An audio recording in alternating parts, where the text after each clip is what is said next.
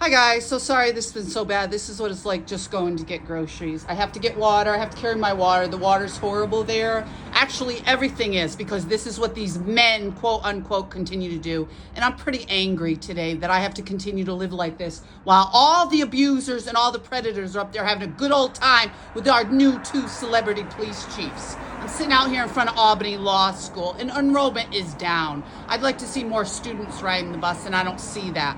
You know, I see men looking for trouble. I see people in my building looking for trouble. I see people not going to work every day and not doing what they're supposed to do, but they're out there harassing me because these two think it's funny. They don't consider rape and domestic violence and trafficking violent crimes. This has been going on a long time, so they dig all this stuff up and then they blame the victims. Isn't that right, Mr. Spencer? You actually threw parties up there on the lake so you could assault me and then throw me around the city and then drive me out of Amsterdam, throw me out of Schenectady. Now here I'm alumni in Albany just trying to find safe housing and live my life. And this is actually after after I dated, unbeknownst to me, dated a police officer. So see, when you're a victim, there's all kinds of jurisdictions, but there's no jurisdictions for these men when they want to be out having a good old time getting people to harass women and then kicking in your doors and dragging you out in shock and then taking away your assets, like your house, your new car, destroying your career, you know, and you can't even live in an inexpensive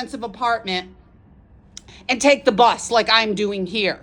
Because these men continue to sit around and think it's funny. And not only what's so repugnant about that is because this was funny when I was a child with their grandfathers. Yes, Mr. Spencer and Mr. Magna, their grandfathers also thought it was funny because they were friends with my mother's boyfriend way back from when I was 5 years old. And then they get my half family involved in making jokes, and they're involved on their own accord, like Miss Holly over there. And I have a strike on my social media for telling my story. This is after they destroy everything. Yeah, I never brought up any of this stuff. I had put it behind me. I had moved on. I put myself through college. I built a career and had what I called a life, even if it was a divorce. But my ex-husband could not get away with all this if it wasn't set up in the court system with the police department, with social services, and with all his buddies in the court system. I find out there's police officers up to my lake home. There's police officers as neighbors. There's police officers involved with his family. So you can see a pattern here, because we don't consider these violent crimes. No, you can end up having health problems because you never get any heat, you can't drink the water, you can't go out, you can't live your life, and so on and so forth, which is why I'm speaking out about trafficking, because, I just posted a video about Long Island. Yes, it's a problem down there. Yeah, who would have thought? Who would have thought when the fellows are sitting around up here? Because last time I was here 40 years ago, there was 2 rapes downtown and the entire downtown disappeared.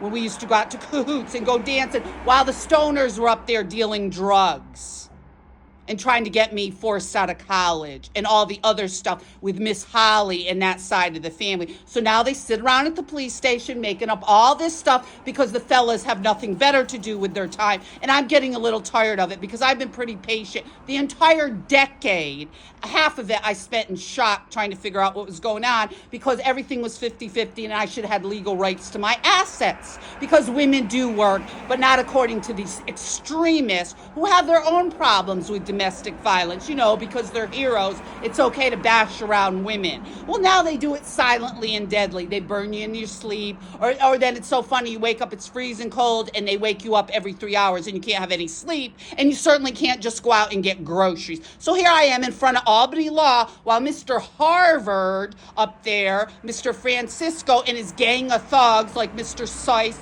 Mr. Harvard, Mr. Lanzi, Mr. Francisco, all these people that have these high-powered jobs in Amsterdam continue to think it's funny, just like in high school. So here we are, 40 years later, having to deal with these men because they have nothing better to do with their time instead of doing their job. Because certainly my ex-husband wouldn't have been able to do this. I should be in my home with my dog, with my new car, with my career, and various other things, and be left alone. But no, I have to be out here because they've destroyed my anonymity, they've destroyed everything else, and I'm speaking for those of us who can't speak. For years, I didn't speak. I took the high road, I didn't talk, I tried to just go to events, I paid my respects, I patronized their businesses, I had respect for law enforcement, and here we are. They can't do the slightest thing with their job.